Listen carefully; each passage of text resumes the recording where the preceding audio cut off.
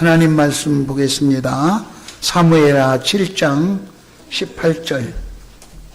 사무엘하서 7장 18절에서 24절을 우리 빠르게 읽도록 하겠습니다.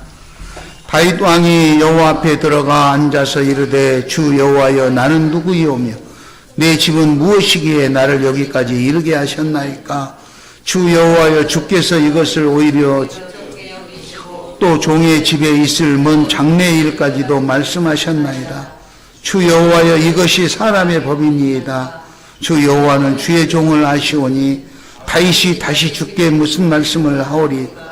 주의 말씀으로 말미암아 주의 뜻대로 이 모든 큰 일을 행하사 주의 종에게 알게 하셨나이다. 그런즉 주 여호와는 주는 위대하시니 이는 우리 귀로 들은 대로 주와 같은 이가 없고 주 외에는 신이 없. 땅의 어느 한 나라가 주의 백성 이스라엘과 같으리이까. 하나님이 가서 구속하사 자기 백성으로 삼아 주의 명성을 내시며 그들을 위하여 큰 일을 주의 땅을 위하여 두려운 일을 애굽과 많은 나라들과 그의 산들에게서 구속하신 백성 앞에서 행하셨사오며 주께서 그 이스라엘을 세우사 영원히 주의 백성으로 삼으셨사오니 여호와여 주께서 그들의 하나님이 되셨나이다. 아멘. 모처럼 오랜만에 옆 사람 얼굴 보고 내 생각했습니까? 날씨가 많이 더워졌어요. 그제까지만 해도 추웠는데 날씨가 이제 한낮에는 너무 덥고 또 아침 저녁으로는 좀 쌀쌀하고 그래요. 이렇게 우리나라도 이제 더워지면서 이렇게 하는데 우리보다 더 더운 데서 수고하는 사람이 있어요. 우리 필리핀 선교지에 시온센터를 관리하고 수고하는 우리 김병훈 안수집사님 아내가 필리핀의 체감 온도가 45도, 50도 그런답니다. 지금 그런 곳에서 센터를 관리하고 청소하고 살피고 반짝반짝 닦고 있어요. 우리 교회는 보이지 않는 곳에서 수고하는 손길들이 얼마나 많은지 몰라요. 사람들은 다 누구에게나 내가 한 것을 자랑하고 싶고 보여주고 싶고 하지만 숨은 봉사자들로 인해서 그리고 그들의 그 기도와 힘으로 교회가 이끌어져 가고 있어서 어떻게 보면 아무도 일 안 하는 것 같고 어떻게 보면 아무도 없는 것 같지만 그래도 엄청난 일들을 해나가고 있어서 얼마나 감사한지 몰라요. 며칠 전에 양평에서 제가 쉬면서 외부의 사람들하고 만나서 이야기했어요. 그 앞집에 미국에서 와서 살고 있는 어르신이 계시거든요. 미국에서 살다가 아내 되신 분이 치매가 있고 우울증도 있고 그래서 한국으로 왔는데 시온의 집 바로 옆집으로 이사를 오셨어요. 그 아내 되신 분이 저한테 그래요. 어떻게 해서 여기로 오게 됐습니까? 하고 물었더니 자기 동생이 있어서 소개를 해서 왔는데 그 시온의 집 울타리에 요양원 이런 현수막이 붙어 있는 거 보고 거기를 왔다는 거예요. 내가 여기서 시골에 살다가도 이 다음에 건강을 더 잃으면 이 요양원에서 나를 지켜줄 수도 있지 않을까 그런 위로가 있어서 그 동네에 왔다고 나한테 직접 그렇게 말씀하시는데 지금은 문 밖에를 잘 안 나오셔요. 그런데 그분의 남편 되신 분이 제가 거기 있으니까 저한테 오셨어요. 그래서 거기 나무 밑에 앉아서 차 한잔 마시면서 이런저런 이야기를 다 누웠어요. 그러면서 여러 가지 말했지만 제가 그렇게 이야기를 했어요. 사람들이 보기에 시온의 집 겉으로 육안으로 보기에는 뭐 내놓을 것이 없으니까 우습게 볼지 몰라도 이곳에 오면 사람들이 살아납니다. 그리고 잘 보십시오. 우리가 20년이 훨씬 넘었는데 울타리 하나가 없습니다. 치매 어르신들이 마당에 와서 돌아다녀요. 저기 보십시오. 저 어르신이 자녀들의 얼굴을 알아보지 못하는 치매가 있는데 언제 밖으로 어떻게 나갈지 모르는데 울타리 하나 없이 수십 년간을 이렇게 살고 있습니다. 이거는 하나님이 지키고 있기 때문입니다. 할렐루야. 하나님이 지키고 있다는 것은 거기 치매에 있는 그 울타리만을 지키는 것이 아니라 이 시온 울타리에 살고 있는 저와 여러분도 하나님이 지키고 있다는 뜻입니다. 여러분들 어디를 가든 어디서 무엇을 하든 하나님이 지키고 있다는 거예요.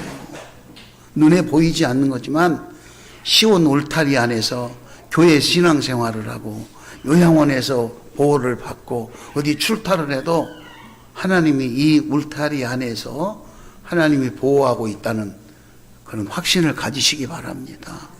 그래서 우리는 감사하며 살아야 돼요. 감사. 옆 사람하고 인사합니다. 감사합시다.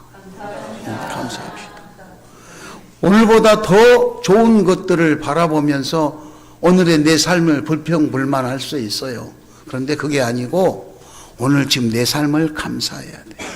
오늘 본문의 이 내용은 다윗 왕이 하나님께 감사 기도를 하는 장면이에요. 감사 기도. 그런데 자세히 보면은요, 다윗은 그럼 어떤 형태로 감사했을까? 세 가지로 다윗 왕이 감사하는 기도의 내용이 담겨 있어요. 첫 번째는 다윗 왕은요, 왕이 됐으니까 얼마나 바쁘겠어요. 임금님의 하루 일정이 얼마나 바쁘겠어요. 그런데도 시간을 내 가지고 어떻게든지 시간을 쪼개서 하나님 앞에 기도를 했어요. 오늘 우리 18절을 같이 한번 읽어볼까요? 다윗 왕이 여호와 앞에 들어가 앉아서 이르되 주 여호와여 나는 누구이오며 내 집은 무엇이기에 나를 여기까지 이르게 하셨나이까.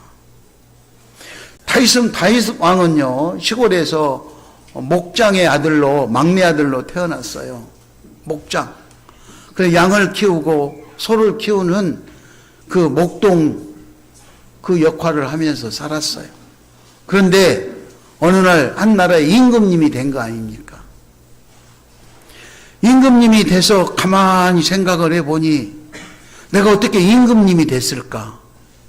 즉 다시 말하면 지난날에 내가 너무너무 힘들고 어렵고 고단한 그런 삶의 여정이었지만 지금은 하나님에게 놀라운 축복을 받아 누리는 그런 상태에 이르는 것을 말하는 거예요.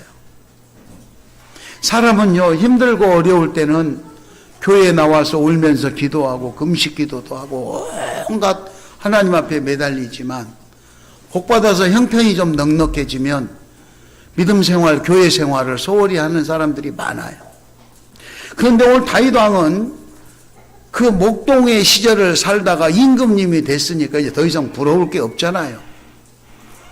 그러니까 신앙생활, 하나님 앞에 기도하는 거 게을리 할 수 있음에도 불구하고 임금인데 오늘 하나님 앞에 나아가서 하나님 내가 누구이길래 우리 집안이 무엇이길래 하나님 이렇게 임금까지만 더 이렇게 해주셨습니까? 하고 지난 날들을 생각하면서 하나님 앞에 감사 기도하는 거예요. 감사 기도.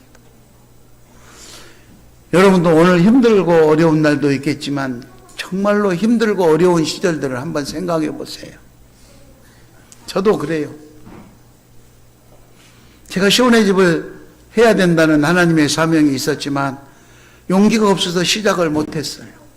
결단을 하고 이제는 내려놓고 좀 해봐야 되겠다 하고 금식기도 하고 가서 기도원에 가서 엎드렸는데 하나님은 저에게 제 인생에 가장 힘들고 어려웠던 그런 초라한 모습을 저에게 생각나게 해가지고 이것이 너의 지난날의 모습이다.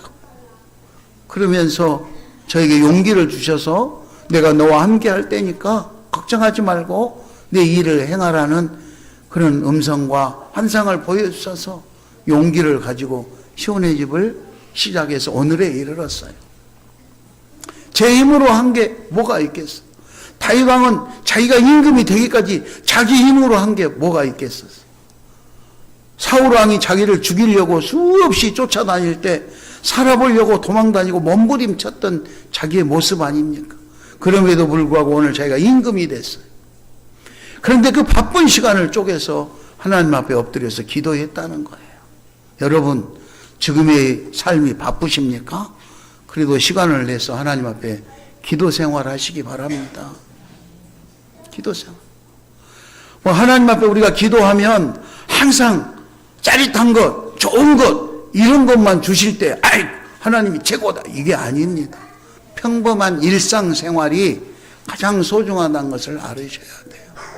그렇잖아요? 별 문제 없는 거. 내 기도 생활이 일상생활이 되고, 일상생활이 내 기도 생활이 되고, 예배 생활이 일상생활이 되고, 내 예배 생활, 일상생활이 하나님 앞에 예배하는 그런 평안한 삶이 되시기를 축원합니다. 그거 다른 거 없어요. 하나님이 나한테 오늘 뭐 특별한 거 아니에요. 그냥 내 일상생활이 무난하게 근심 걱정 없이 그렇게 해주는 것이 최고다. 그래서 다윗은 임금님이 됐음에도 불구하고 이렇게 기도할 수 있다는 거. 여러분, 임금님보다 더 바쁘십니까? 기도 생활 게을리하면 안 됩니다. 지난날 내가 가장 힘들고 어려웠던 때를 생각하면서 시간을 쪼개가지고 하나님 앞에 기도할 수 있기를 바랍니다. 두 번째, 하나님의 은혜를 알고 기도했습니다. 다윗 왕은요, 하나님의 은혜를 알고 기도했어요. 은혜를. 그냥 오늘 내가 아무 무심코 교회에 와서 그냥 엎드려서 건성으로 기도하고 이게 아니고 지난날에 나를 축복해 주신 그 하나님 감사하는 마음으로 고마운 마음으로 그래서 아주 최선을 다해서 하나님 앞에 감사의 표시를 하는 마음으로 그렇게 기도했다 이 말이지. 오늘 19절에 보니까 종의 집에 있을 먼 장래 일까지도 말씀하셨습니다. 이것이 사람의 법입니다. 그러니까 목장에 있었던 자기 집안의 일, 자기 인생의 일을 하나님이 장래 일까지 내다보고 다윗 왕의 인생을 인도해 주셨다는 거예요. 그게 자기 힘으로 임금이 되는 것이 아니고 하나님께서 도와주셨다는 것이죠. 그래서 20절에 여호와는 주의 종을 아시오니 다윗이 주께 무슨 말씀을 하리이까? 하나님이 나를 잘 아시고 내 인생을 다 알고 계시는데 내가 하나님 앞에 더 이상 무슨 말을 하겠습니까? 머리 끝에서부터 발끝까지 나보다도 더 잘 아시는 하나님. 그 하나님이 다 알고 해주신다고 자기가 받은 은혜를 고백하면서 감사 기도를 하는 거예요. 결정적인 것은 22절, 21절 주의 뜻대로 이 모든 큰 일을 행하사 주의 종에게 알게 하셨나이다. 하나님이 내 인생을 이렇게 완전히 놀랄만한 인생으로 바뀌어놓고 그거를 나로 하고 깨닫게 했다. 어떤 사람은요 복을 받았는데도 복 준 하나님을 깨닫지 못하는 사람이 많아요. 자기가 잘해서 자기가 잘해가지고 잘된 줄 알고 착각에 빠져서 있는 사람들이 많다 이거죠. 오늘 우리의 삶이 내일 어떻게 될지도 모르는 그런 위기 속에 살고 있음에도 불구하고 한 치 앞도 내다볼 수가 없어요. 그런데 살다가 위기를 만나면 죽을 것 같아요. 그래서 막 하나님 매달리고 막 교회 기도해달라고 이렇게 하지만 그렇지 않을 때 위기가 닥쳐오지 않았을 때 이미 하나님의 은혜를 스스로 깨달을 수 있기를 바랍니다. 다윗은 그렇게 했어요. 다윗은. 마지막으로 세 번째 따라서 합니다. 확신, 신앙의 확신. 신앙의 확신. 다윗은요 확고한 그런 신앙이 있는 그런 아주 넘치는 그런 기도를 했어요. 그게 무슨 말이냐? 지금까지 나를 지켜주셨던 하나님께서 내 인생의 미래, 장래에도 확실하게 지켜주실 것이라는 확신에 찬 믿음이 있었어요. 다윗은요 어렸을 때부터요 기도하면서 하나님을 의지하고 살았어요. 아버지 심부름으로 전쟁터에 갔잖아요. 전쟁터에 가서 보니까 어른들이 자기 형님과 어른들이 블레셋 사람들과 싸우는데 골리앗 장군이 나와서 막 큰소리 치니까 다 겁을 먹어가지고 있을 때 그 어린 소년 다윗은 임금님 사울 왕에게 말하잖아요. 내가 나가서 싸우겠다고. 내가 나가서 싸우겠다고. 그 어린 것이 그 어른도 못하는데 무슨 배짱으로 자기가 나가서 싸우겠습니까? 나가서 싸우면 죽을 수도 있는데, 그런데 다윗은 그렇게 나갑니다. 임금님한테 말합니다.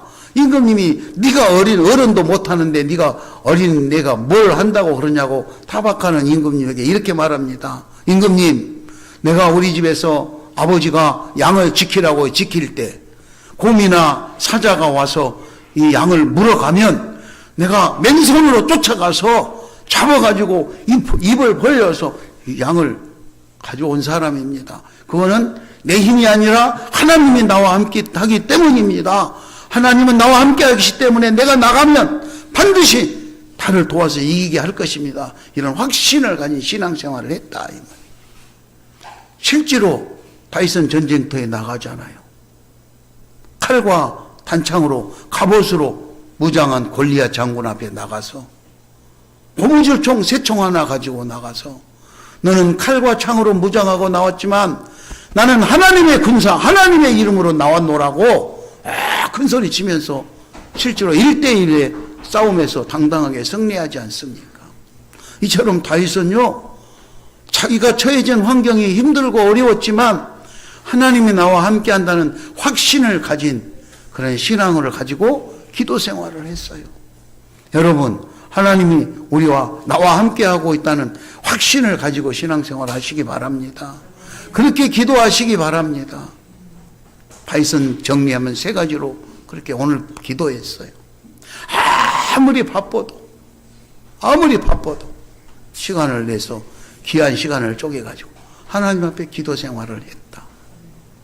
2번째, 하나님이 주신 은혜와 사랑을 진심으로 느끼고 감사해서 하나님 감사합니다. 뭘 달라는 것이 아니라 지금까지 주신 것만 해도 제가 넘치도록 감사합니다. 감사 기도를 했다. 그리고 장래에도 나와 함께 하시고 나를 지켜주실 거라는 확신을 가지고 하나님 앞에 기도했어요. 그 감사 기도가 오늘 사무엘하 7장 내용이에요. 여러분, 우리의 삶의 여정에서 가정의 달을 맞이해서 자녀들 문제, 그렇죠? 부모님 문제, 형제들 문제, 집안의 친인척들 문제가 한두 가지가 아니에요. 요즘은 가정이 옛날처럼 핵가족에게 집단으로 다 이렇게 모여 살던 가족이 아니고 뿔뿔이 흩어져는 핵가족이에요. 요즘 통계에 보고되는 거 보면은요, 단독 가구, 1인 가구가 우리 대한민국 가구의 30%를 차지한대요. 그 자료를, 보고되는 자료들을 보면은요, 아주 다양한 가정의 형태가 있어요. 전통적으로 부부가 가족 계획에 의해서 2명 나가지고 4인 가족, 그래서 정부에서 4인 가족 생활비 얼마 발표하고 그러잖아요. 그런 전통적인 가족의 구조가 깨진 지가 오래됐어요. 지금은 한부모 가정도 있고 재혼 가정도 있고 또 비혼 가정이라죠. 결혼을 안 한 가정도 있고 아주 수많은 가정들 형태가 다 있어요. 그런 형태를 뭐 이거는 나하고 내 생각하고 안 맞다고 비판하고 이게 아니에요. 어떤 형태든 하나님이 주신 가정이기 때문에 그 가정의 형태를 존중하고 그 어떤 형태의 가정에서든지 첫째는 하나님 앞에 기도해야 된다. 귀한 시간을 쪼개서 기도해야 된다. 2번째는 감사를, 내가 하나님 앞에 은혜 입은 것을 감사해서 기도해야 된다. 3번째는 미래에 하나님께서 우리를 확신하게 지키는 것을 확신하고 기도해야 된다. 가정의 달, 우리 시온교회 모든 성도님들의 가정은 그렇게 기도하는 5월 가정의 달이 되시기를 축원합니다. 이 시간 우리 가슴에 손을 얹고 한번 기도하겠습니다. 다윗이 하나님 앞에 감사하는 기도를 했는데 3가지로 기도했습니다. 우리도 지금까지 우리의 가정을 지켜주신 하나님, 지금까지 우리 교회를 지켜주신 하나님, 나에게 기도할 수 있도록 하시고 내가 기도할 때마다 이와 같은 놀라운 살아계신 하나님의 축복의 역사가 나타나게 해달라고 그렇게 기도하시면서 혹시 여러분 기도 가운데 부모님이건 자녀건 형제건 이웃이건 생각나게 하는 분이 있으면 그분의 이름을 부르면서 또 우리 기도하도록 하겠습니다.